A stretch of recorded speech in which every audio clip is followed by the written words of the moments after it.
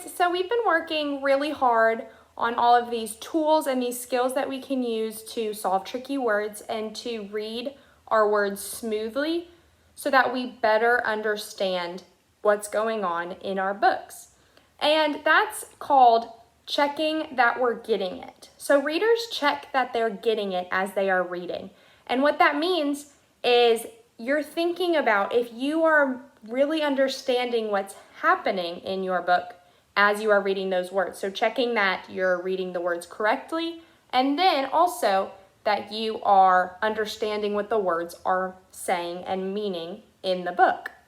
And today I want to teach you that once you have solved the words in your book and you know all of the words and what they mean and you understand them, then another tool for understanding your book as you are reading is to make a movie to picture what is happening as you are reading. So just like we have at school, I have our anchor chart here, and at the top in the yellow it says tools for understanding our books. And like I just mentioned, when we are solving our tricky words and reading smoothly, we are checking to make sure that we are getting it. And so this green sticky says check that you're getting it. And in the picture, the boy is reading and rereading and thinking about if he's understanding what he's reading. So making sure that you are reading the correct words and that you know what those words are meaning in your book. After you have read and reread your books and your reading is smooth and you understand those words, the next tool for understanding your book is to make a movie to picture what's happening. So this pink one, it has a little picture of your book and a movie recorder so that you can make a movie in your mind to picture what's going on in your book.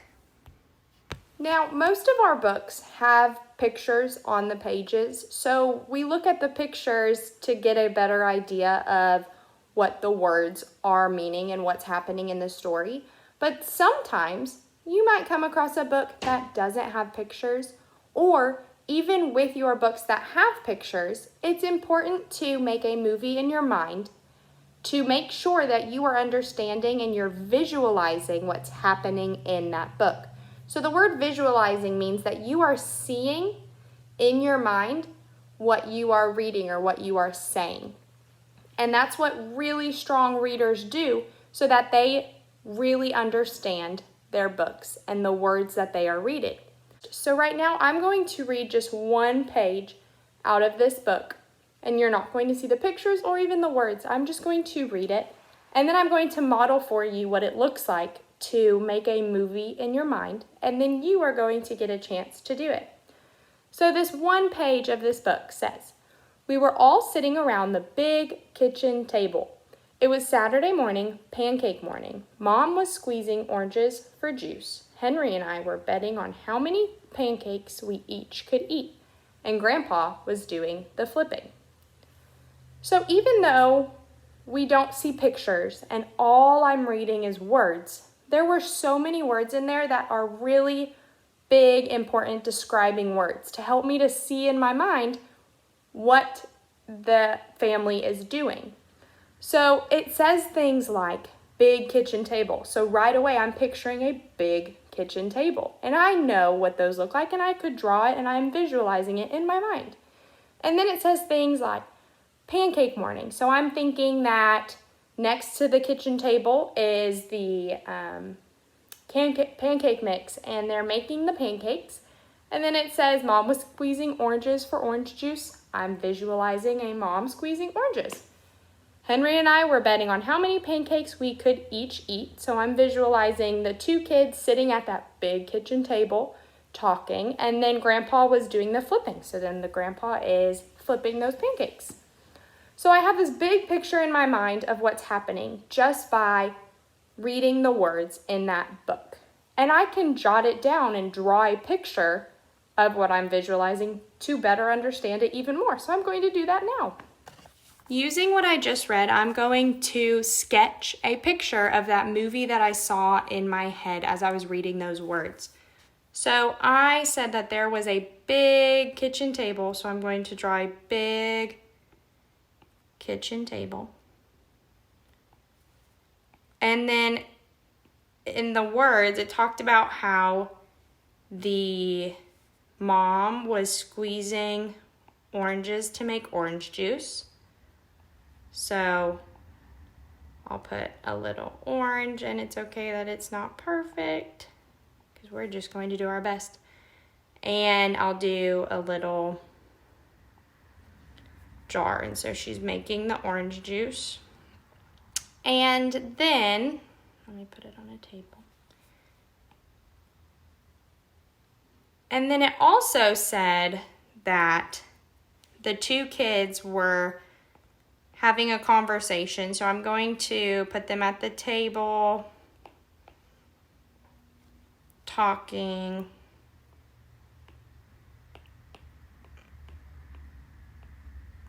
And then lastly, it said that the grandpa was making the pancakes. So I'm going to draw the grandpa over here. And I'll draw like a pan for the pancakes because they said he was flipping the pancake. So I'll draw the pancake flying off the skillet because he was flipping it. And that's what I visualized, a quick sketch of what I visualized as I was reading those words in the book.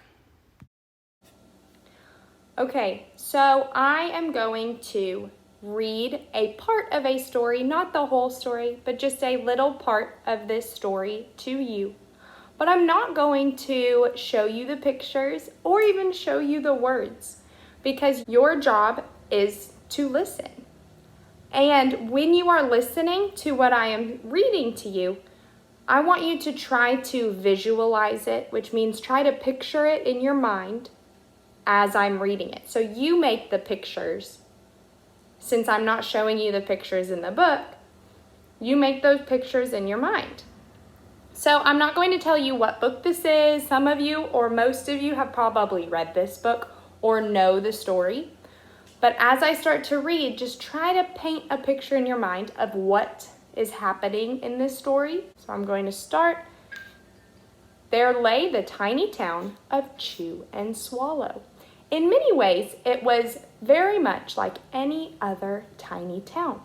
It had a main street lined with stores, houses with trees, and gardens around them, a schoolhouse, and 300 people, and some cats and dogs.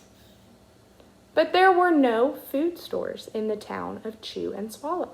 They didn't need any. The sky supplied all the food they could possibly want.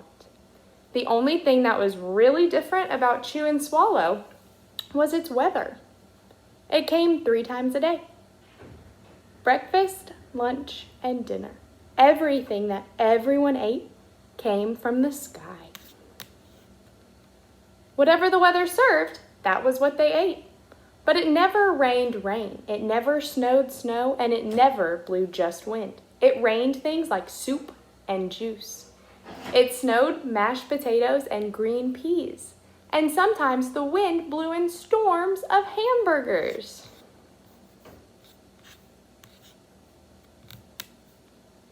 The people could watch the weather report on television in the morning, and they would even hear a prediction for the next day's food. When the townspeople went outside, they carried their plates, cups, glasses, forks, spoons, knives, and napkins with them. That way, they would always be prepared for any kind of weather. If there were leftovers, and there usually were, the people took them home and put them in their refrigerator in case they got hungry in between meals. The menu varied. By the time they woke up in the morning, breakfast was coming down. After a brief shower of orange juice, low clouds of sunny-side eggs moved in, followed by pieces of toast. Butter and jelly sprinkled down, and most of the time it rained milk afterwards. For lunch one day, frankfurters, which are like hot dogs, already in their rolls, blew in from the northwest at about 5 miles per hour. There were mustard clouds nearby. Then the wind shifted to the east and brought in baked beans. A drizzle of soda finished off the meal. Dinner one night consisted of lamb chops, becoming heavy at times with occasional ketchup. Periods of pea and baked potatoes were followed by gradual clearing, with a wonderful Jell-O setting in the west. The sanitation department of Chew and Swallow had a rather unusual job. It had to remove the food that fell on the houses and sidewalks and lawns. The workers cleaned things up after every meal and fed all the cats and dogs. Then they emptied some of it into the surrounding oceans for the fish and turtles and whales to eat. The rest of the food was put back into the earth so that the soil would be richer for the people's flower gardens.